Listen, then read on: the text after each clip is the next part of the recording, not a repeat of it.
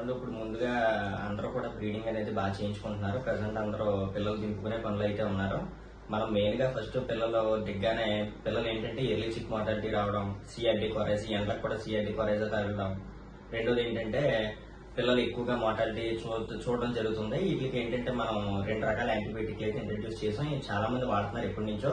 Results కూడా చాలా బాగున్నాయి. ముందైతే మనం చూసుకునేది అయితే ఆంబ్లాక్సిల్. ఇది వచ్చేసి పిల్లలు దిగ్గానే ఫస్ట్ ఆఫ్ ఆల్ మనం ఫస్ట్ 3 days అంటే లీటర్కి 1 గ్రామ్ కానీ ఇచ్చుకుంటాం అయితే మనకి చిక్స్ మార్టాలిటీ కానీ, రెండోది ఏంటంటే కొరైజా, సిఆర్డి, కొలువాపులు కానీ, ముక్కురంపలు కానీ ఏమీ లేకుండా అయితే మనం పిల్లల్ని కాపాడుకోవచ్చు. రెండోది వచ్చేసి టెపాక్స్ 48. ఇది వచ్చేసి పిల్లలు 10వ రోజు వచ్చిన తర్వాత ఇది కూడా 3 days గ్రాముకు 1 గ్రామ్ వచ్చి 1 లీటర్ వాటర్కి ఇచ్చుకుంటే పిల్లలు రెక్కల మునగ తీయడం, వెనకాల తెల్లగా పచ్చగా అంటుకోవడం, ఫౌల్ కలర్ అని అవన్నీ ఎన్నో రకాల వైటిష్ వెట్టిష్ గా డ్రాప్ చేయడం, పిల్లలు పోవడం చూస్తున్నాం. దానికి కూడా మనం ఇది వాడుకుంటే కనుక 100%